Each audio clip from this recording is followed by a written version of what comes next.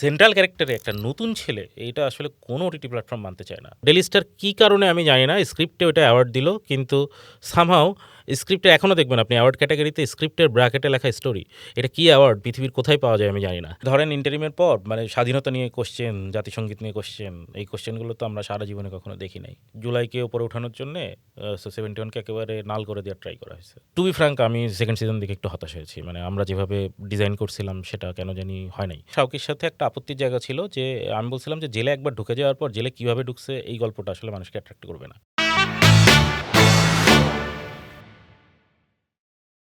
প্রিয় দর্শক, স্বাগত জানাচ্ছি সিনেমানামার আরও একটি বিশেষ পর্বে। অনেকে বলেন বাংলাদেশের বিনোদন জগৎকে নতুন জীবন দিয়েছে ওটিটি প্ল্যাটফর্ম। আর এই নতুন বিশেষ প্ল্যাটফর্মে সৃজনশীলতার মাধ্যমে যারা দাপিয়ে বেড়াচ্ছেন তাদেরই একজন আজকে আমাদের অতিথি। আমাদের আজকের অতিথি লেখক, চিত্রনাট্যকার সিদ্দিক আহমেদ। সিদ্দিক আহমেদ, কেমন আছেন? ভালো আছি ভাই, কেমন আছেন আপনি? এই তো না, আপনি কিন্তু একদমই ভালো না, আপনার কিন্তু জ্বর আমি জানি। আপনি তারপর আমাদের মাঝে উপস্থিত হয়েছেন, এর জন্য আপনার প্রতি আমরা কৃতজ্ঞ। থ্যাংক ইউ ভাই, থ্যাংক ইউ। সিদ্দিক আহমেদ, আপনি একাধারে লেখক, একাধারে চিত্রনাট্যকার। আসলে আপনি কি আগে কি চিত্রনাট্যকার নাকি আগে লেখক? লেখক বলতে আমি আসলে বই কেন্দ্রিক। আগে আসলে নির্মাতা, কারণ আমি সবসময় ফিল্ম মেকার হতে চেয়েছি। তো ফিল্ম মেকারের আসলে যেটা সবসময় আমার ন্যাগিং ফিল্ম মেকিংয়ের প্রতি ছিল। তো সেখান থেকে আসলে ছোটোবেলা থেকে লেখালেখির অভ্যাস ছিল। আমার আম্মা অবশ্য বলতেন যে তুই লেখক হবি। তো যেটা হয়েছে কেম আউট ট্রু। রাইট। তো যেটা হচ্ছে ইন্টারেস্টিং সেটা হচ্ছে যে আমি উন্মাদে কাজ করতে গেছিলাম। তো উন্মাদে কাজ করতে যে বেসিক্যালি বস আমাকে ধরে ধরে লেখক বানিয়ে ফেলছেন। বস মানে আহসান হাবিব। আহসান হাবিব উন্মাদের সম্পাদক, যিনি হুমায়ুন আহমেদের ছোটো ভাই। সো কার্টুনিস্ট, সম্পাদক, লেখক, উনি বহু গুণান্বিত এবং খুবই ভালো মানুষ। তো তারপর হচ্ছে উনি আমার বইটই ছাপার ব্যবস্থা করলেন। তারপর আসলে লেখক হিসেবে আর পেছন ফিরে তাকাতে হয় না। আর যেহেতু ফিল্ম মেকিংটা করতে চাই, সেহেতু চিত্রনাট্যের প্রতি ঝুঁকি ছিল। নিজের চিত্রনাট্য নিজের করার প্রতি আগ্রহ ছিল। শর্ট ফিল্মে চিত্রনাট্য করলাম। তারপর বেসিক্যালি বিভিন্ন লোকজন ওই শর্ট ফিল্মটা দেখার পরে আমাকে অ্যাপ্রোচ করে যে আপনি আমাদের জন্য লিখবেন নাকি? তো ওটা ভাই ব্রাদার, ওটা প্রফেশনাল কোনো কাজ ছিল না। তো প্রথম প্রফেশনাল কাজ ছিল হচ্ছে ফাস্ট ফরওয়ার্ড বলে একটা নাটক। ওইটা হচ্ছে আমাকে রিকোয়েস্ট করছিল যে ভাই আপনি ডিরেকশন প্লাস ইতে। পরে ডিরেকশনে আমার নাম নাই, কেন নাই আমি জানি না। আচ্ছা, বাট তার মানে আপনি ডিরেক্টর ছিলেন কিন্তু আপনার নাম নেই? ওখানে ৩ জন ডিরেক্টর ছিল। সো আচ্ছা, ২ জনের নাম আছে, আমার নাই, কিন্তু ওইটা রাইটার হিসেবে আমার ফুল ক্রেডিট আপনার দিয়ে নাম আসে। নাই কেন, কি মনে হয় আপনার? জানি না, কোনো ইস্যু হতে পারে, আমি জানি না। ওদের সাথে আমার পরে আর ওইভাবে ডিটেলে কোনো যোগাযোগ হয় নাই। আচ্ছা, তারপর কি হলো? তারপর ওইটা লিখলাম। লেখার পরে আমি আসলে আমার গ্র্যাজুয়েশন অনেকদিন ধরে আমি শেষ করছিলাম না। ঢাকায় চলে আসছিলাম, ওয়ার্কশপ করছিলাম ফিল্ম মেকিংয়ের। তো মনে হলো যে ওয়ার্কশপটা শেষ করা উচিত, গ্র্যাজুয়েশনটা শেষ করা উচিত। তো গ্র্যাজুয়েশন শেষ করলাম। করার পরে গ্র্যাজুয়েশনের মাঝখানে ওয়ার্কশপের ওখানে আমার গুরু ছিলেন হচ্ছে মেজবাহুর রহমান সুমন। মানে ওয়ার্কশপের একটা ফিল্ম বানানোর কথা ছিল। তো ফিল্মটার নাম ছিল টেলিভিশন ভাইরাস। তো ওই টেলিভিশন ভাইরাসটা হচ্ছে সুমন ভাই ছিলেন সুপারভাইজার। তারপর সুমন ভাইয়ের সাথে কাজ করা, ওনার কাছে অনেক কিছু শেখা। সো এইভাবে আসলে সুমন ভাইয়ের ওই যে ওইটারও চিত্রনাট্য আমি, ধীমান হচ্ছে যে ফেও বানিয়েছে, সুকন্যা সাহেব ধীমান। তো ধীমান এরা আমরা কয়েকজন মিলে ওইটা চিত্রনাট্য ডেভেলপ করেছিলাম। সুমন ভাই আমাদের সুপারভাইজার ছিলেন। পরে ওই ফিল্মটা আসার পর আগ্রহ হয়। তারপর গ্র্যাজুয়েশন শেষ করে আবারও ঢাকায় আসি। তখন যেটা হয় আর কি, বিভিন্ন লোকজনের অ্যাসিস্ট্যান্সি করা শুরু করলাম।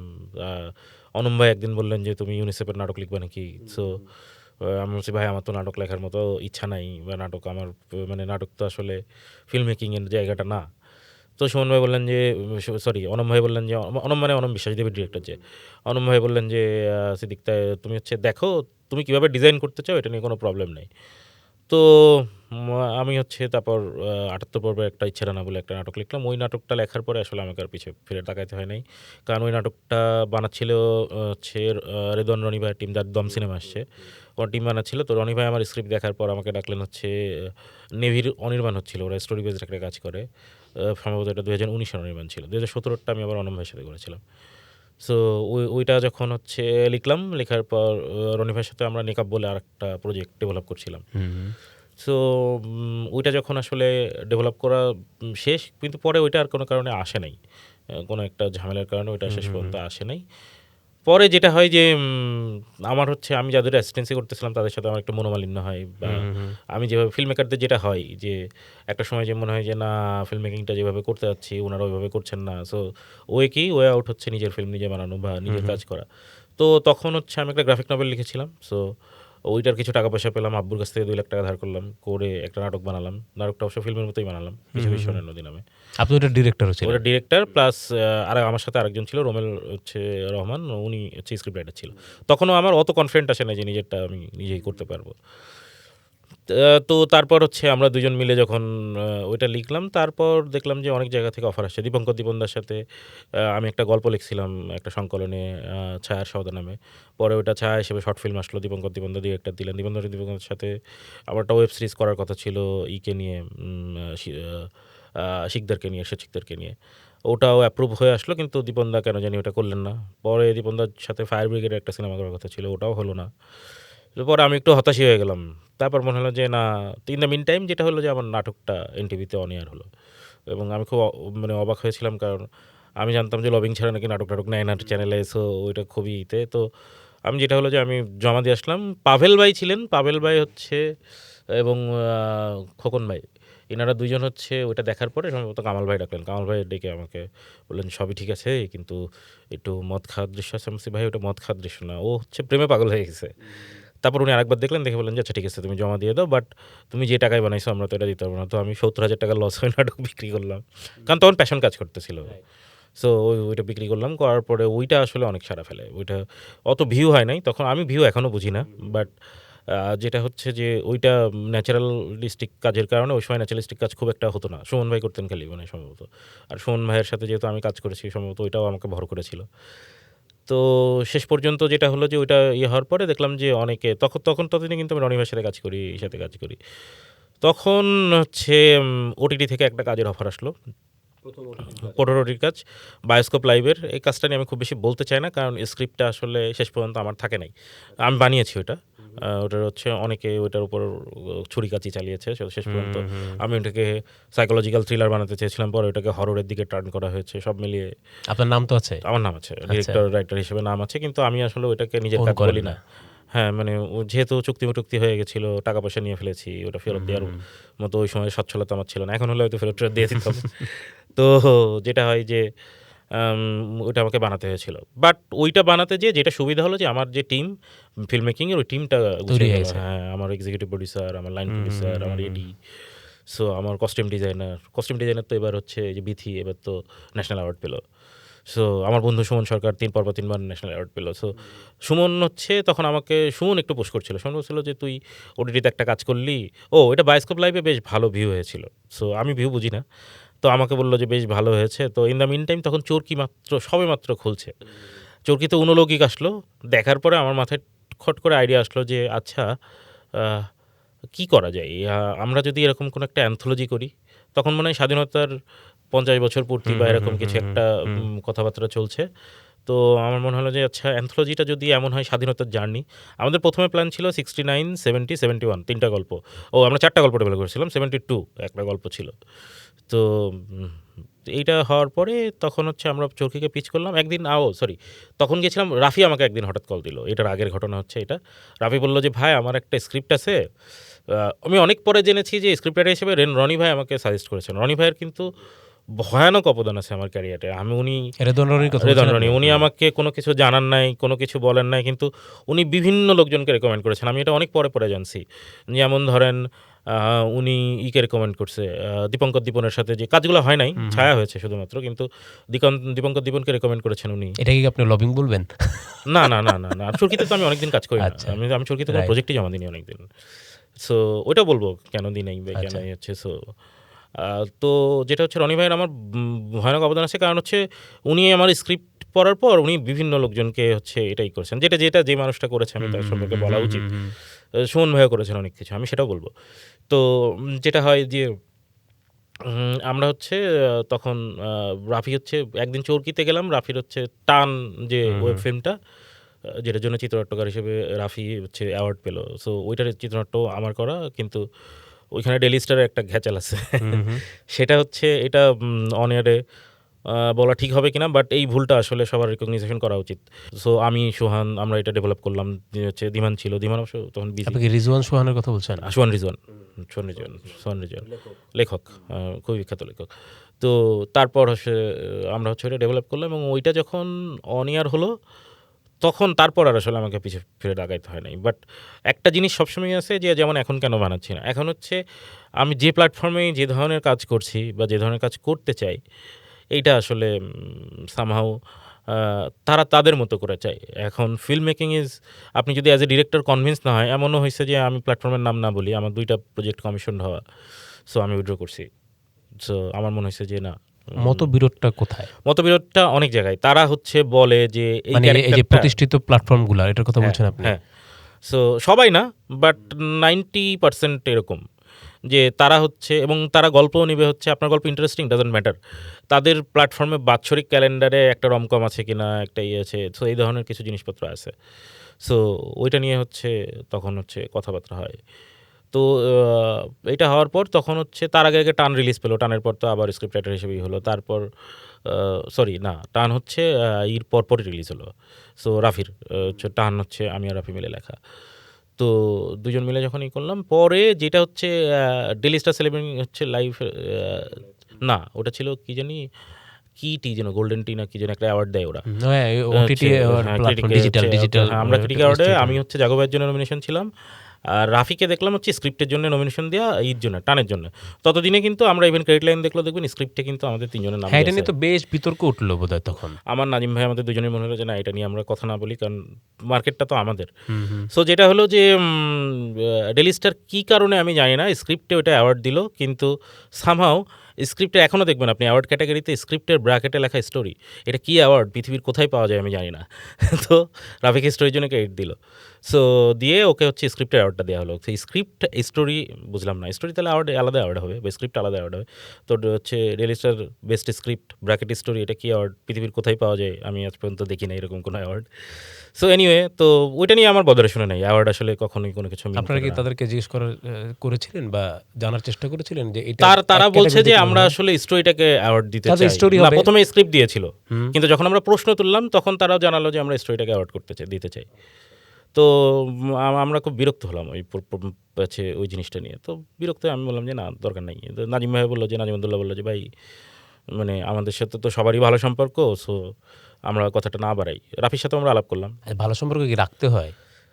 না, ব্যাপারটা ওইরকম না, রাখতে হয় না। আমি রাফির জন্য তো অনেকদিন লিখি না। রাফি মাঝে ওর অফিস থেকে কয়েকবারই কল দিয়েছে, কিন্তু আমাদের ব্যাটে বলে মেলে নেই। বাট ইট ডাজন্ট ম্যাটার, মানে প্রশ্ন যদি তোলা হয় তাহলে কি ঝামেলা হয়?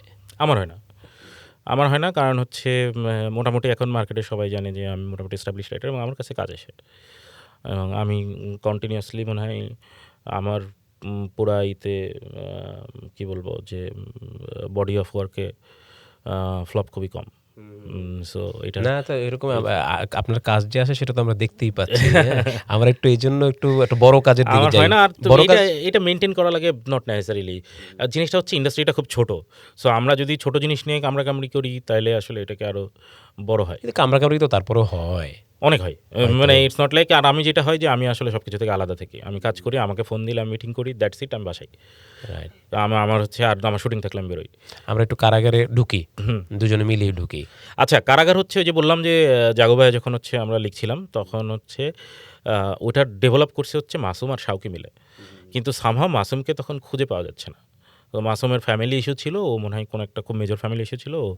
তখন ও গ্রামের বাড়ি চলে গেছে, ওকে ফোনেও পাওয়া যাচ্ছে না। সামহাও আমি পরে শুনেছি কি, ওটা বলা যাচ্ছে না, বাট ও খুবই মেন্টাল ট্রমার ভিতরে ছিল। আর মাসুম খুবই ভালো ছেলে, এবং আমরা অগোচর একসাথে লিখেছি। তো যেটা হয় যে মাসুম হচ্ছে আসতে পারছিল না, তখন শাওকি বললো যে ভাই আপনি লিখবেন প্লিজ, কারণ আমাকে তো এটা তো কমিশন করা, এটা আসলেই করতে হবে। তো তো আমার মনে হলো যে আমার ওদের হেল্প করা উচিত, যেহেতু একসাথে কাজ করছি এরকম থেকে। তো যেটা হয় যে আমরা গেলাম, যাওয়ার পরে এই সাথে কথাবার্তা বললাম, শাওকের সাথে কথাবার্তা বললাম। শাওকে আমাকে গল্প শোনালো, গল্প শুনে আমি উড়ে গেলাম। তো এই হওয়ার পর আমার মনে হলো যে না, এটাতে আমার ইনভলভ হওয়া উচিত, এবং মানে এটাতে আমি অনেক কিছু ইম্পোর্ট করতে পারবো। সো আমি তখন শাওকের জন্য লেখা শুরু করলাম, কিন্তু ৫ বা ৬ নাম্বার এপিসোড, আমার এক্স্যাক্টলি মনে নেই, সম্ভবত ৬ নাম্বার এপিসোড পর্যন্ত আমি লিখলাম। লিখার পরে মাসুম ব্যাক করলো। মাসুম ব্যাক করার পর আমি একটু রিলিফও পাইলাম, প্লাস হচ্ছে শাওকের সাথে আমাদের একটু মনে হচ্ছিল যে আমার হচ্ছে তখন জাগোবার হচ্ছে চলে, সরি না, জাগোবা তখন হচ্ছে প্রি প্রোডাকশন চলে। তো পোস্ট চলে, সরি ভুল বলছি, পোস্ট চলে। তো আমাকে হচ্ছে বললো যে অনিম বললো যে তুমি হচ্ছে তোমার কাজে এখন মন দাও, কারণ চলেই তো আসছে, সো সমস্যা নেই। পরে মাসুম বেসিক্যালি পুরোটাই রিরাইট করছে, সো ইটস নট লাইক যে ওটা পুরোপুরি আমার বলাটা ঠিক হবে। সো ওখানে ওই টিমে মনে হয় সোয়ান ছিল, শাওকিও তো ছিলই, সো ওইটা নিয়েই করা হচ্ছে। বাট টু বি ফ্র্যাঙ্ক, আমি সেকেন্ড সিজন দিকে একটু হতাশ হয়েছি। মানে আমরা যেভাবে ডিজাইন করছিলাম সেটা কেন জানি হয় নাই। আমি ফার্স্ট সিজনে একটু সাবলেয়ারে সাসপেন্স রাখার ট্রাই করছিলাম, সো ওটা হয় নাই। কেন হয় নাই এটাও জানি না। মানে মাসুমের সাথে আমার যে সম্পর্ক, তাতে মাসুম আসলে খুবই ভালো রাইটার। ইটস নট লাইক যে, কারণ মাসুম আমার অনেক ক্লোজ, সো এবং কিন্তু জানি না ওটা আসলে কেন হুট করে, কারণ আমরা খুব সুন্দর ডিজাইন করছিলাম। ইটস নট লাইক যে এই থেকে। সো আমার একটু আফসোস আছে কারণ সেকেন্ড সিজন যদিও আমি লিখি নাই, আমি ফার্স্ট সিজনের 6 নম্বর পর্যন্ত, 6 নম্বরের মানে 1টা 2টা সিন পর্যন্ত আমি লিখছি। আপনার আপনার আপনার কি ভাবনা ছিল সেকেন্ড সিজন নিয়ে? সেকেন্ড সিজনে গল্প যেটা ছিল সেটাই, শুধু আমার শাওকির সাথে একটা আপত্তির জায়গা ছিল যে আমি বলছিলাম যে জেলে একবার ঢুকে যাওয়ার পর জেলে কীভাবে ঢুকছে এই গল্পটা আসলে মানুষকে অ্যাট্রাক্ট করবে না। সো তুমি এটা করো না, বরং আশেপাশের যে ক্যারেক্টারগুলো আছে এইগুলোর গল্প বড় করো। ওই গল্পটা ছোট থাকলেও কোনো প্রবলেম নেই। তো শাওকিও একমত ছিল। তারপর আসলে যেহেতু আমি টিমে নাই, আমি আসলে কী ঘটেছে আমি বলতে পারবো না, এটা আসলে ওরাই ভালো বলতে পারবে। এবং মানে Shawki one of the best director of our country, এটা নো ডাউট। আমি শাওকির কাছ থেকে অ্যাজ এ ডিরেক্টর অনেক কিছু শিখেছি, আমি স্ক্রিপ্ট রাইটিংয়ের অনেক কিছু শিখেছি। মানে আমি সবসময় মাসুমের কাছ থেকেও শিখেছি। সো এটা একটা বড় জিনিস হচ্ছে, আপনি ভালো লোকদের সাথে, আমি সুমন ভাইয়ের কাছে অসম্ভব ঋণী, আমি রনি ভাইয়ের কাছে অসম্ভব ঋণী। সো কারণ ভালো ডিরেক্টরদের আশেপাশে থাকলে আপনি টের পাবেন যে কাজগুলো কীভাবে করতে হয়, স্ক্রিপ্টটাকে কীভাবে ট্রিট করা উচিত, ডায়লগকে কীভাবে ট্রিট করা উচিত। এইটা আসলে অ্যামেজিং। আমরা একটু বরবাদ নিয়ে কথা বলি। বরবাদে কিভাবে যুক্ত হলেন? বরবাদ হচ্ছে আমি ওমর লিখেছিলাম। সো ওমর হচ্ছে ওই সেম জিনিস, রনি ভাই হচ্ছে গল্প করেছে একবার, যে মোস্তফা কামাল রাজের কাছে। আমি যেটা বললাম, আপনি যেটা বললেন যে আমি মানে সম্পর্ক ভালো রাখার জন্য বলছি, not necessarily, that's not true. So Roni ভাই যে একদিন আড্ডায় উনি, আদনান ভাই এবং রাজ ভাই ছিল, উনি আমার অনেক প্রশংসা করছে। তখন রাজ ভাই সিনেমার প্রডিউসার পেয়েছেন, আলম চাচা যিনি প্রডিউসার আর কি। তো আমি হচ্ছে আলম চাচাকে হচ্ছে রাজ ভাই বললো যে আমি সিদ্দিককে নিতে চাই। সো আমি ওনার কাছে গেলাম, যাওয়ার পর তখন আমি অনেক টাকা নেওয়া শুরু করছি। এবং আমি সিনেমা আসলে মানে তখনও একটা গ্যারেজ বলে একটা সিনেমা লিখছি, ওটা রিলিজ হয় নাই। সো আমি রাজ ভাইকে বললাম, ভাই আমি তো অনেক টাকা নিই, সো এরকম অ্যামাউন্ট আপনি কি দিবেন? বলা যাবে না অ্যামাউন্টটা? না, অ্যামাউন্ট না বলি, মানুষের বেতন আর অ্যামাউন্ট জিজ্ঞেস করা উচিত না, এটা তো আমার বেতনই এক অর্থে। সো মার্কেট ওপেন সিক্রেট, আপনাকে আমি হচ্ছে অফ রেকর্ড বলবো না, সমস্যা নেই। সো যেটা হচ্ছে আমি গেলাম, যাওয়ার পর রাজ ভাইয়ের সাথেই করলাম। রাজ ভাই বললো যে হ্যাঁ নেন, মানে আমিও অ্যামেজ ছি, আমি এই অ্যামাউন্টের টাকা। তারপর আমরা ওমর আসলে আমি আর রাজ ভাই মিলে, রাজ ভাইয়ের কাছে 2 লাইনের একটা আইডিয়া ছিল, সো আমি আর রাজ ভাই মিলে ওইটাকে ডেভেলপ করা শুরু করলাম। সো স্ক্রিপ্ট ফিজিক্যালি হয়তো আমি লিখেছি, কিন্তু অনেক আইডিয়া রাজ ভাইয়েরও আছে। আমরা আসলে আমি যেটা করি, তবে ওটার কোনো ইয়া ছিল না, মানে কংক্রিট কোনো স্টোরি ছিল না, জাস্ট একটা আইডিয়া ছিল, কমপ্লিট স্টোরি ছিল না। স্টোরি আমরা দুজন মিলে ডেভেলপ। রাইট। না থাকে না যে ধরেন একটা গল্প কেউ একজন লিখেছে, ওটাকে আমরা স্ক্রিপ্টে রূপান্তর করব। ট্রু, কিন্তু বরবাদেও বেসিক্যালি এরকমই ঘটনা ঘটছে। ওটা আসবে, আপনি তো ওটার কোশ্চেনই করলেন। সো ওমর লিখলাম, ওমর লেখার পরে হচ্ছে রাজ ভাইয়ের তো হচ্ছে সিনেমাটার আশানুরূপ ব্যবসা করে নাই, কারণ ওই বছর হচ্ছে শরীফুল রাজের 3টা সিনেমা। ওমরের কথা বলছেন? ওমরের কথা বলছি। শরীফুল রাজের হচ্ছে 3টা সিনেমা হয়েছিল, দেয়ালের দেশ, ওমর, আর হচ্ছে আরে এই ভাই সিনেমাটা, সেলিম ভাই সিনেমাটা কি যেন নাম ভুলে গেলাম, ময়মনসিংহ গীতিকা থেকে যেটা, আরে কাজল রেখা। কাজল রেখা হচ্ছে ওনাকে করলাম, করার পরে হচ্ছে তো কাজল রেখা কি অনেক পরে মুক্তি পেল? না, ঈদে মুক্তি পেয়েছে একসাথে, ওমর, কাজল রেখা। মনে হচ্ছে যে কিছুদিন আগে মুক্তি পেল। না, অনেক দিন হয়ে গেছে। সো যেটা হচ্ছে কাজল রেখা হওয়ার পরে, তো যেটা ইন্টারেস্টিং ঘটনা ঘটলো যে মানে সিনেমাটা ওয়ার্ক করে না, কিন্তু স্ক্রিপ্ট ভয়ানক প্রশংসা পেল। সো মানে আমি যে কোনো লোকের কাছে, যাদের চিনিও না তারাও ভয়ানক প্রশংসা করা ছিল, যারা আমাকে চিনে রাইটার হিসেবে চিনে। মেইনলি আমাকে তখন লোকে চিনতে হচ্ছে স্ক্রিপ্ট রাইটার হিসেবে না, কথা সাহিত্যিক হিসেবে চিনতে। তো কেউ জানতো না যে আমি স্ক্রিপ্ট লিখি, কারণ আমি যে ফিল্ম মেকিংয়ের ন্যাগিং, আমার মূল টার্গেট যে ফিল্ম মেকিং, এটা কেউ বিশ্বাসই করতে চায় না এখনও। ইভেন আমার পাঠকরা বলে যে ভাই আপনার ফিল্ম মেকিংয়ে যাওয়ার দরকার নেই, আপনি বই লিখেন। তো যেটা হচ্ছে ঘটলো, তারপর হচ্ছে আমি করলাম, তখন হচ্ছে আলম চাচা প্রথমে, কিন্তু ওই যে এখন যিনি প্রডিউসার সমী আপু ছিলেন না, প্রথমে আলম চাচা প্রডিউসার ছিলেন। তো ভালো স্ক্রিপ্ট রাইটার, আমার বন্ধু ছিল সুমন সরকার, ওর ডিওপি করার কথা ছিল। ও যে হচ্ছে বললো যে সিদ্দিক কেনেন, সিদ্দিক হচ্ছে পুরো জিনিসটাকে ডেভেলপ করবে। তারপর আমি গেলাম, আমি যাওয়ার পরে হচ্ছে ওর কাছে গল্প রেডি ছিল, ইটস নট লাইক যে গল্প রেডি ছিল না, বাট আমি কিছু জায়গা চেঞ্জ করেছি, এমন না যে মানে পুরো গল্পটা এক্স্যাক্টলি ওইটাই আছে, ওটা ছিল না। সো আমি করার পর তারপর আমি পুরো স্ক্রিপ্টটা আবার রিরাইট করলাম। ওদের কাছে একটা স্ক্রিপ্ট লেখা ছিল, বাট আমি আমার ওপেননেস নিয়ে আমি ওদেরকে বললাম যে আমি এটা করতে চাই। তো হওয়ার পর হৃদয় বললো যে ভাই স্ক্রিপ্টটা নিয়ে আরেকবার বসা লাগবে, বাট তখন হচ্ছে প্রডিউসার নিয়ে একটা ঝামেলা শুরু হয়ে গেল। সো আমি ওদের টিমের সাথে কোনো যোগাযোগ নাই, কোনো কথাবার্তা, আমি কয়েকবার টেক্সট দিছি, ওদের কোনো খোঁজ খবর নাই। তারপর সিনেমার শ্যুট ছিল মনে হয় 12 তারিখ, ওরা আমাকে 10 তারিখ রাতে একদিন কল দিল যে ভাই স্ক্রিপ্টের কিছু ডায়লগ কারেকশন করা লাগবে, আমরা নিজেরা কিছু চেঞ্জ করেছি, আমি হৃদয় চেঞ্জ করেছে বললো। তো বলার পর বললাম যে আচ্ছা ঠিক আছে, তুমি আসো আমরা বসি। তারপর ডায়লগ নিয়ে আমরা বসলাম, বসার পর ডায়লগ ঠিক করলাম। ডায়লগ মোটামুটি আমি যা লিখেছি ওইগুলোই আছে মেইনলি। সো এরকম জায়গায় থেকে এভাবেই হলো আর কি ডেভেলপ। এইভাবে শেষ হলো আর কি। মানে এটা হচ্ছে 2 রকম প্রসেস। আপনার কাছে আইডিয়া থাকতে পারে, নাও থাকতে পারে, কোনো গল্প নাও থাকতে পারে। আমাকে পিচ করতে বলতে পারেন যে আপনি হচ্ছে এরকম কোনো গল্প করতে চান কিনা। তো কারাগার তো একটা খুবই বিশেষ প্রজেক্ট এবং আমরা কারাগার আমার খুব আবার ক্লোজ ছিল, হ্যাঁ। কারণ ধরেন যুদ্ধ অপরাধীর ইস্যুটা নিয়ে কখনো এই ধরনের কোনো কাজ হয়নি, মানে এত এরকম স্কেলে হয়নি। সো আমি আসলে খুবই হচ্ছে খুবই ছিলাম। আমার মনে হয়েছে যে এই কাজটা ওয়ার্ক করা উচিত, এবং সে ফার্স্ট সিজন ওয়ার্কও করছিল। করেছে তো, হ্যাঁ। অনেক বেশি ওয়ার্ক করার কারণে মনে হয় সেকেন্ড সিজন অনেক ভালো লাগে নাই। সেকেন্ড সিজন আসলে একটু ডাউন টু দ্য ট্র্যাক গেছে। তো এই কারাগার নিয়ে কোনো মজার ঘটনা বা ইয়ের কথা মনে পড়ে লিখতে গিয়ে বা কোনো কিছু? মজার গল্প বলতে হচ্ছে একটা ডায়লগ আছে সিরিজে। তো শাওকি হচ্ছে আবার ইংলিশ মিডিয়ামের ছেলে, তো আসলে বাংলা পড়তে পারে, হচ্ছে কিন্তু খুবই স্লো। সো ওকে, ও যখন স্ক্রিপ্ট দিছি, ও হচ্ছে স্ক্রিপ্টটা পড়ে বলতেছে ভাই পেট চুক্তি জিনিসটা কি, ওটাই ইতে আছে, কারাগার ফার্স্ট সিজনে আছে ডায়লগটা। তো পেটের সাথে চুক্তি হয় কী করে? তো আমি আমি খুবই মজা পেয়েছিলাম এটা নিয়ে। আমি বলছি যে শাওকি, যে এটা বেসিক্যালি ভরপেট খাওয়া, যতটুকু তুই খাইতে পারিস। তো এটাই, এরকম ছোট ছোট অনেক ঘটনা আছে। আর শাওকির সাথে আমার খুব ভালো র্যাপ হয়েছিল, মানে মানে আমরা তাহলে কি সাকির সাথে আবার নতুন কোনো কাজ কি আসছে? না আমি জানি না। শাওকির সাথে আমার এরপরে আর কথাই হয় না ওইভাবে।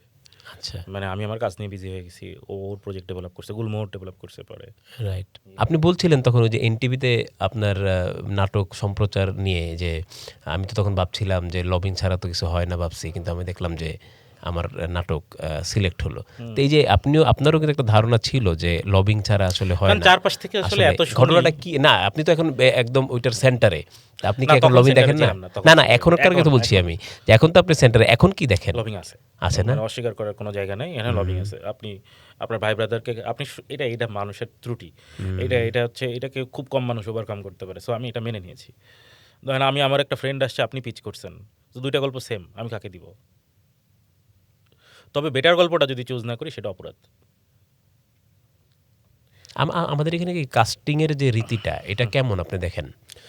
আমাকে কাস্টিং নিয়ে খুব ঝক্কি পাওয়াতে হয়েছিল অগোচরার, কারণ অগোচরার যে ছেলেটা, ওর নাম হচ্ছে আলী অপসর্দ, ও থিয়েটার করে।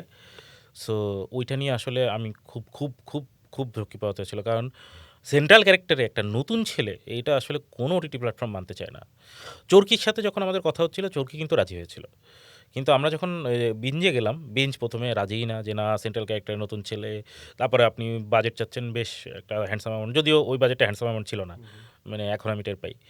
সো আমার চেয়ে বেশি বাজেট দিয়েছিল, কিন্তু আমি জানতাম না যে আমার চেয়ে বেশি বাজেট লোকজন পেয়েছে। তা আমি সেটা নিয়ে বদার্ড হই নাই, কারণ আমার আসলে মনে হয় নাই যে, আমি তখন নতুন নতুন ডিরেক্টর, মাত্র জাগো ভাই ওয়ার্ক করেছে। সো আমার মনে হয় নাই যে আমি মানে অত বাজেট পাবো। So, তার মানে কি কাস্টিংয়ের যে প্রসেসটা এটা আসলে ঠিক মতন মানা হয় না এখানে, না, আমি এরকম বলছি কি? আমি বলছি তারপর হচ্ছে সোহার্দ ওই ক্যারেক্টারের জন্য ফিট। প্রবলেম হচ্ছে ও একটু গায়ের রং শ্যামলা, এবং হচ্ছে থেকে তখন ওরা হচ্ছে বললো যে ভাই তো হচ্ছে আপনি করেন, হচ্ছে আপনি সুপারস্টার কাউকে খুঁজেন। তো আমি সুপারস্টারদের সাথে কথা বললাম, কিন্তু ওরা আবার বাজেট বাড়াতে রাজি না। তো আলটিমেটলি বললাম তাহলে আপনারা বাজেট না বাড়ালে আমি এখানেই করবো। আমার কারণ সুপারস্টারের একটা বাজেট আছে। ইনফ্যাক্ট খুব বড় একজন সুপারস্টার এটা পরে খুবই আমার সাথে কাজ করতে রাজি হয়েছেন, বাট টু বি ফ্র্যাঙ্ক আমার খুব মন খারাপ হয়েছে যে ওরা বাজেটটা বাড়ায় নাই। জাস্ট 10টা লাখ টাকা বাজাইলে এটা হিউজ বড় জিনিস হইতো। তো আলটিমেটলি হলো না যখন, তখন হচ্ছে ওরা হচ্ছে সৌহার্দ্যতে রাজি হলো, কিন্তু শর্ত দিল আবার। ওদের শর্ত হচ্ছে আশেপাশের ক্যারেক্টারগুলো নুন নিতে হবে। তো তখন হচ্ছে আমরা বাবু ভাই, দিনা ভাই আমার মাথায় আগে থেকেই ছিল, বাট বাবু ভাইয়ের কথাটা পরে আসছে, কারণ আমরা কাউকে পাচ্ছিলাম না। তো বাবু ভাইকে পেলাম, তখন খাঁচার ভিতর অচিন পাখির কারণে বাবু ভাই আবার তখন লাইমলাইটে। তো সব মিলাই, আর বাবু ভাইয়ের তো দুর্দান্ত একটা, নো ডাউট। সো আমি দেখলাম যে আমি তখন বেছে বেছে মানে মোটামুটি নোন এবং ইনারাই আমার কাছে সুপারস্টার বেসিক্যালি মম আপু যারা পারফর্মার তাদেরকে নিলাম এবং ওরা শুধুমাত্র দেখতে চেয়েছে যারা নোন ফেস যারা মোটামুটি এই থেকে তো ওরা আর আপত্তি করে নাই কিন্তু ওইটার কারণে আমি যে বাজেট ভাবছিলাম যে সুপারস্টারকে দিলে লাগবে তার চেয়ে বেশি বাজেট লেগে গেছিলো সো আমরা ওটা বুঝি নাই কিন্তু আমরা তা আমাদের রাজি হওয়া ছাড়া উপায় ছিল না নাহলে কাজটা হতো না সো আলটিমেটলি হলো সব কিছু মিলে এই না ওইটাই বললাম যে তার মানে ওই যে আপনি বললেন যে আসলে নোন ফেস চায়, কিন্তু আসলে যে একটা কাস্টিং প্রসেসের মধ্যে যে একটা ট্যালেন্টেড কেউ চলে আসতে পারে সেটার তাহলে জায়গাটা খুবই সংকুচিত না? খুবই সংকুচিত। আপনি নিজেও তো ফেস করলেন যে আপনি আমি একজনকে শুধু নিজে ভাবলেন। ফেস করি না, এরকম অনেকগুলা কারণ আছে। ধরেন আমরা কারা শাওকি আমি জানি শাওকি হচ্ছে যখন তকদির করছে তখন ভাইসা সোহেল মণ্ডলকে নিতে ওর কি পরিশ্রম করতে হয়েছে। মানে কেউ তো আসলে নতুন পারফর্মারকে বিশ্বাস করতে চায় না, কিন্তু ডিরেক্টরের উপর ভরসা রাখা উচিত। মানে তখন শাওকিও নতুন, আমিও নতুন। সো এইটা মনে হয় সম্ভবত একটু নন ডিরেক্টর হলে এটা হচ্ছে একটা সুবিধা। আরেকটা হচ্ছে নন অ্যাক্টর নেওয়ার কিছু ফায়দাও আছে। ইটস নট লাইক যে ফায়দা নাই। কেন ফায়দা আছে? ধরেন ওকে আপনার বারবার ক্যারেক্টারটা বোঝানো লাগবে না। ও ক্যারেক্টারটার এক ধরনের ইন্টারপ্রেশন হবে, আপনি ইন্টারপ্রিটেশনটা আপনার মতো করে একবার বুঝিয়ে দিলেই এনাফ। ও পুরা জিনিসটা আসলে ওটা গুছিয়ে ফেলতে পারে। সো এইটা আসলে অ্যামেজিং ব্যাপার। সো নন অ্যাক্টররা এই কারণেও অনেকে নেয়। তো আমার কাছে সবসময় এটা ইম্পর্টেন্ট যে নোন না আননোন এটা ইম্পর্টেন্ট না। কে ভালো পারফর্মার এটা খুব ইম্পর্টেন্ট। হুম হুম তো পারফরম্যান্স ভালো দিলে আমি আননোনকে না আমি তো ওই শোয়ারদের জন্য লিটারালি ফাইট করছি। হুম হুম সো এই রাইট। আমরা একটু পরের প্রসঙ্গে আসি আর কি। আপনি নিজে আসলে লেখার মাধ্যমে কলমের মাধ্যমে ক্যারেক্টারগুলোকে ভাবেন, সেগুলোকে কল্পনা করে এক ধরনের চরিত্র আপনার তৈরি হয়, আপনার সামনে একটা ফিগার দাঁড়ায়। তা আপনার এরকম বাংলাদেশের কারা কারা অ্যাক্টর আছে বা আপনার স্ক্রিপ্টে যারা কাজ করেছেন তাদের কাদের মনে হয় যে এরা আমার ক্যারেক্টারগুলোকে একদম জাস্টিফাই করতে পেরেছেন? শরীফুল রাজ, ওকে। চঞ্চল ভাই শব্দের কাজ করছিলেন, নাসির ভাই, বাবু ভাই, মমো আপু সুপার। মমো আপু একটা ছোট্ট ঘটনা বলি। মমো আপু অগোছরাতে একটা সিন আছে যে কাঁদতে হবে, অনেকক্ষণ ধরে কাঁদতে হয়। আমি ওনাকে যতবার বলছি রোল, উনি রিয়েল চোখের পানি ফেলছে, কোনো গ্লিসারিন না, নাথিং। কিছুক্ষণ পর উনি বললেন যে আমার একটু পানি শুকিয়ে গেছে, আমাকে একটু পানি দাও, আমি আবার করছি। তো উনি পানি খেয়ে আবার করা শুরু করলেন। সো এটা আমি কাউকে দেখি নাই। মানে this was my first hand experience with her. Right. আপনি বাবু ভাইয়ের কথা বলছিলেন। বাবু ভাই সুপার। বাবু ভাই হচ্ছে আমরা যেদিন রিডিং সেশন করলাম অগোছরার, বাবু ভাই আসলেন, পড়লেন, পড়ে জাস্ট তুড়ি দিয়ে ক্যারেক্টার ধরে ফেললেন। মানে ওনাকে আমার কিছু ব্রিফও করা লাগলো না। আমাকে জিজ্ঞেস করলো সিদ্দিক তুমি আর অন্য কিছু চাও? আমি শুধু ওনাকে বললাম যে ভাই একটু স্লোয়ার ডায়লগ হবে, একটু ডেলিভারিটা একটু স্লোয়ার হবে, বাট ক্যারেক্টার আপনি ঠিকঠাক ধরছেন। দিনার ভাই আমি ভালো পারফরম্যান্সের সাথে কাজ করতে বিশ্বাসী এবং তারা আমাকে কখনো হতাশ করে নাই। গ্রেট। আপনি কি থাকেন ইয়েতে শুটিং সেটেও থাকেন? না, আমি যদি লিখি রেয়ারলি একদিন যাই হয়তো। একদিন যাই, তার কারণ হচ্ছে যে আমি বোঝার জন্য, মানে একদিন ছুটে গেলে আপনি বুঝতে পারবেন শ্যুটটা ভালো হচ্ছে না খারাপ হচ্ছে। সো আমি একটা মানে ধারণা নিয়ে যাই যে কাজটা ওয়ার্ক করবে কি করবে না। সিদ্দিক আহমেদ, আমরা যদি একটু জানতে চাই যে আসলে প্রক্রিয়াটা কি স্ক্রিপ্টের, আপনি কি প্রক্রিয়া অবলম্বন করেন? যে প্রথমে আপনি শোনেন, আইডিয়াটা শোনেন, আপনাকে কেউ নিশ্চয়ই পুরো ঘটনাটা ন্যারেট করেন, বা এরকম কি আসলে আমরা জানি না। তো স্ক্রিপ্টের প্রসেসটা যেটা হয় যে আইডিয়া বা গল্প আমি প্রথমে শুনি। সো ওইটা যদি আমাকে কনভিন্স করে, আমার কাছে টাকা পয়সা এগুলো ম্যাটার করে না, আনটিল সে আমার মানে কিছুটা হলে পরিচিত। আপনার একটা ছোট ভাই বোধহয় আপনাকে এরকম একটা বলেছিল। ছোটো ভাই মানে হ্যাঁ, মানে যেটা হচ্ছে যে এই যে খুব রিসেন্ট টাইমে অনুদানে আমাদের জন্য এক ছোটো ভাই আসছে, যে ও বলছে ভাই আমার তো অনেক টাকা পয়সা, আপনি তো অনেক টাকা নেন, আমি তো এটা এফোর্ড করতে পারবো না, আপনি কি লিখবেন নাকি? তা আমি বলছি যে আমি দেখি আমার হাতের কাজের কী অবস্থা, আমি একটু পিছাইতে পারবো নাকি, তাহলে তোমাকে লিখে দিব। পরে আমি লিখে দিয়েছি ওকে, ও জমাও দিয়েছে। সো এই আর যেটা হচ্ছে বলছিলাম যে গল্প যখন আমি শুনি, শোনার পর আমার কাছে যদি ভালো লাগে, আমি প্রথমে গল্প লেখার আগে আমি ডিরেক্টরের সাথে বসে আড্ডা দিয়ে ট্রাই করি। আমি ডিরেক্টরের সাইকোলজি বোঝার চেষ্টা করি, ও আসলে কীভাবে সিনেমাটাকে দেখতে চাই, করতে হয়। খুব রিসেন্ট টাইমে আমি একটা কমার্শিয়াল সিনেমা লিখেছি, ওটার এক্সপিরিয়েন্স একদম বাজে। কেন? ভয়ানক বাজে। মানে ডিরেক্টর কী চান উনি কিছু বলেন না। উনি বলেন যে ভাই আপনি যেটা লিখবেন আমি ওটা নিব। এটা এইভাবে কাজ হয় না, কারণ আলটিমেটলি এক্সিকিউশন করবে উনি। এবং পরে যে মানে আমি ওইটাতে লিটারালি ট্রমা খেয়েছি এবং আমি ওটার পরে নিয়ত করেছি যে আমি এই ধরনের কাজ আর করবো না। সো মানে ডিরেক্টর যদি ক্লিয়ার না থাকে তাহলে কীভাবে হবে নাকি? ডিরেক্টর ক্লিয়ারও না, ডিরেক্টর আমাকে তো অ্যাটলিস্ট কল দিতে হবে। ডিরেক্টর কেন সবার উপরে থাকে? ডিওপি সিনেমাটোগ্রাফি করে, আর ডিরেক্টর আর ডিরেকশন দেয়, অ্যাক্টরকে। তাহলে ডিরেক্টরকে কেন আমরা এটাকে ডিরেক্টরস মিডিয়াম বলি? কারণ ডিরেক্টর হ্যাঁ এবং না এর কলটা নেই, এটা ভালো হয়েছে, এটা হয়নি। সো আলটিমেটলি ভিশনটা তার।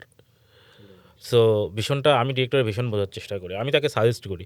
তারপর যেটা করি যে আমি গল্পটাকে নিজের মতো করে বড় করে লিখি, এটা ডিরেক্টরকে দেখাই না, আমি নিজের মতো করে লিখি। আমি বোঝার চেষ্টা করি যে কোন জায়গায় আসলে ল্যাকিংস আছে, কী আছে, এটা বোঝার চেষ্টা করি। করার পরে আমি সিন ওয়াইজ গল্পটাকে ভেঙে ফেলি। আমি দেখি যে কত থেকে পুরো প্রত্যেকটা সিন লিখি, ব্যাপারটা তা না। আমি সিনপসিস লিখি, মানে প্রত্যেকটা সিনের ভিতরে কী ঘটনা ঘটতে যাচ্ছে, কী ধরনের ডায়লগ হতে পারে, ওটা একটা আইডিয়া করি। আইডিয়া করলে আমি বুঝতে পারি যে আসলে কোন জায়গায় গেলে কতক্ষণ পরে দর্শকের অ্যাটেনশন থাকতে হবে, কী ধরনের ঘটনা ঘটলে আসলে এটি হবে, ইন্টারভেলে কোথায় ক্লিফ হ্যাঙ্গার থাকতে হবে, এই ধরনের জিনিসপত্র আমি ডিজাইন করি। ডিজাইন করার পর তারপর ডিরেক্টরের সাথে আমি লাইন আপ শেয়ার করি। ডিরেক্টরের যদি কোনো ফিডব্যাক থাকে, তো আমি সেটা শোনার চেষ্টা করি, আমি আমার লজিক দিই। অনেক সময় হয়েছে ডিরেক্টর আমার লজিকের সাথে একমত না। তো আমার লজিকের সাথে যদি একমত না হয়, তাহলে আমি ডিরেক্টরকে বোঝানোর চেষ্টা করি যে কেন এটা জরুরি বা এরকম। অনেক সময় দেখা যায় যে আমি পারছি না ডিরেক্টরের সাথে, তখন আমি আসলে ডিরেক্টরের কথাটাই শুনি, কারণ আলটিমেটলি উনি এক্সিকিউট করবেন, আমি তো এক্সিকিউট করবো না।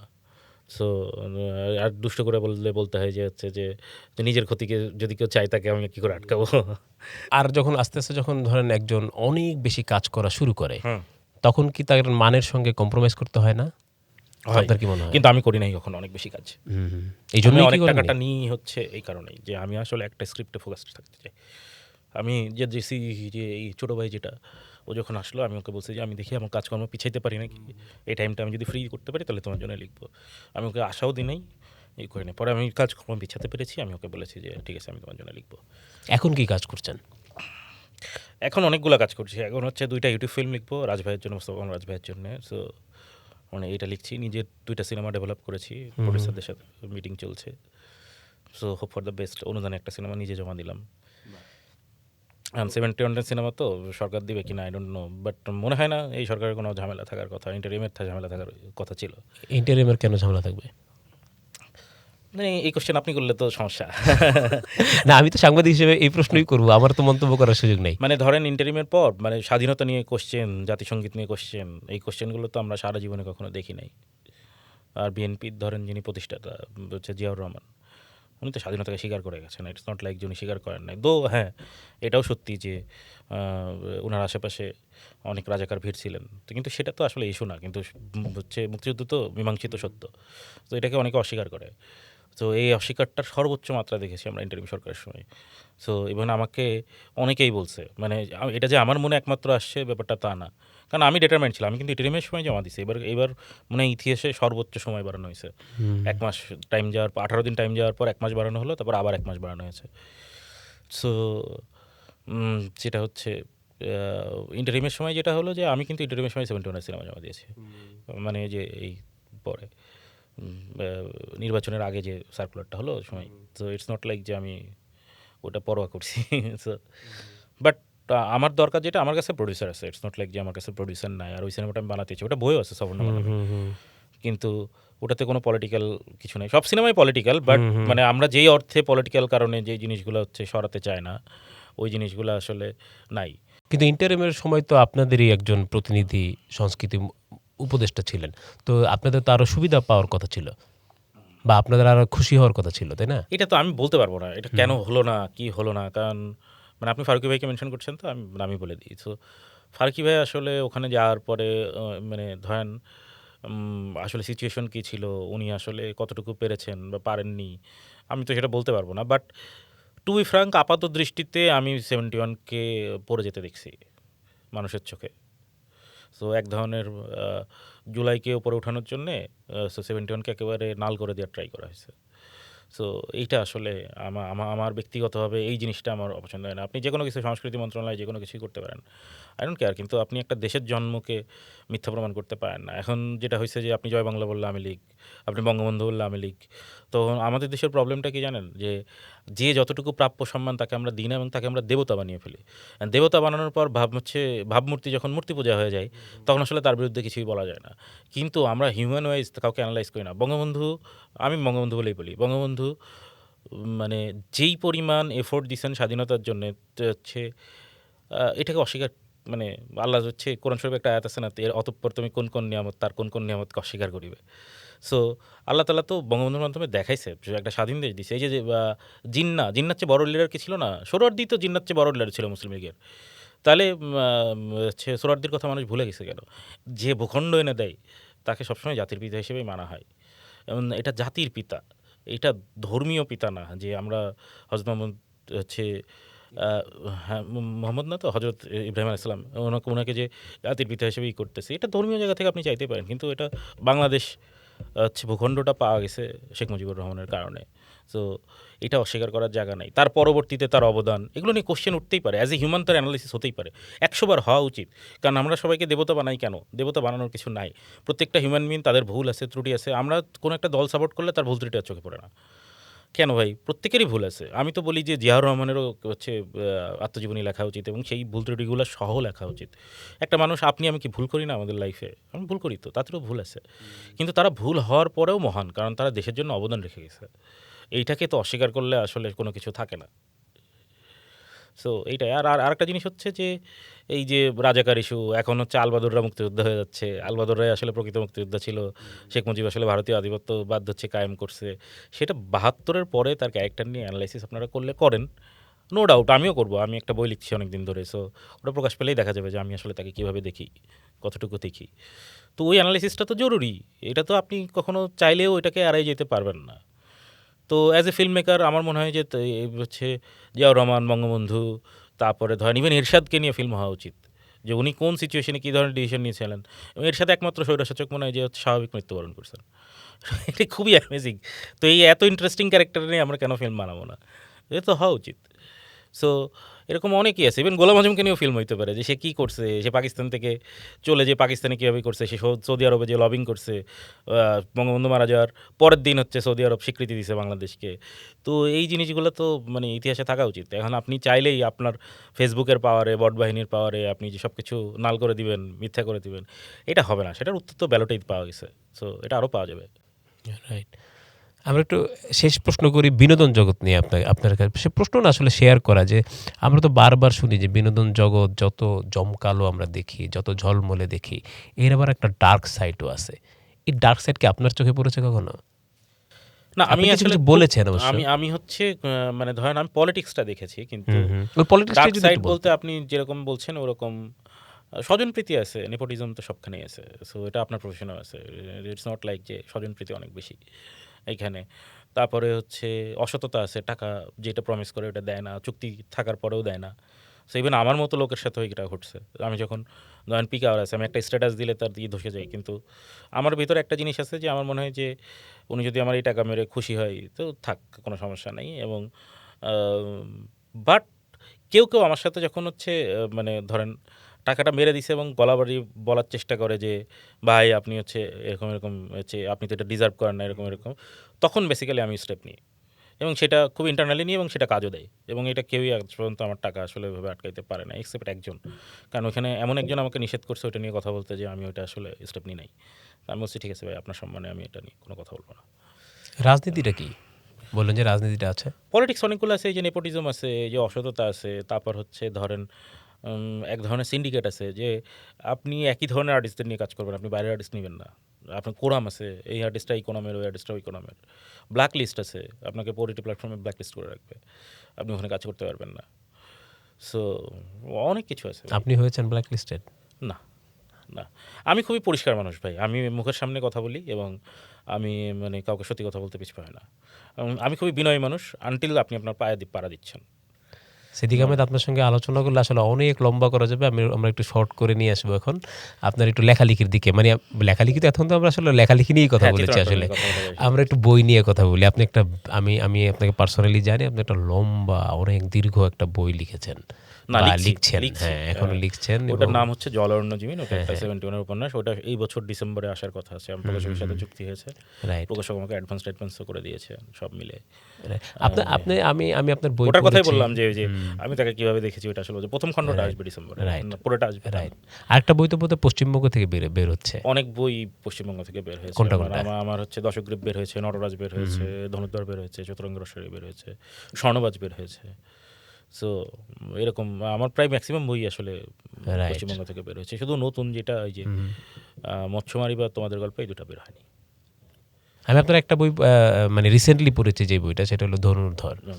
তো এটা একটু ঐতিহাসিক প্রেক্ষাপট মনে হয়, অথবা কাল্পনিক ঐতিহাসিক বা একটা পিরিয়ড পিস বলা যায় আর কি এটাকে। আপনার কি এই ইতিহাসের প্রতি কি খুব এক ধরনের আগ্রহ? আমার আগ্রহ আছে। ভীষণ আগ্রহ আমি বোধহয়। আমি তো ওই যে আপনাকে যেটা বললাম যে আমি বহু বছর ধরে গবেষণা করি। আমি গবেষণা করে লিখতে পছন্দ করি। আমার রাইট। ভালো লাগে।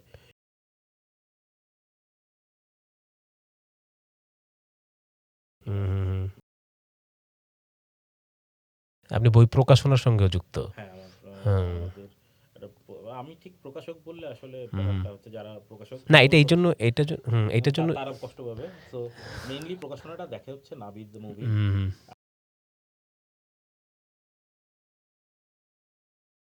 না, এটা এই জন্য বললাম যে আপনি কেমন দেখেন মানে বাংলাদেশের প্রকাশনা শিল্পের মান বা এটার সম্ভাবনা কি দেখেন? সম্ভাবনা অনেক। হুম, হুম। মানে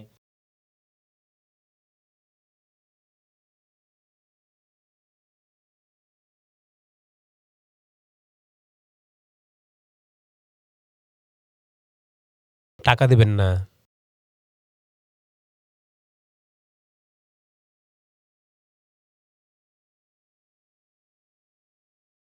হুম, হুম, হুম। সো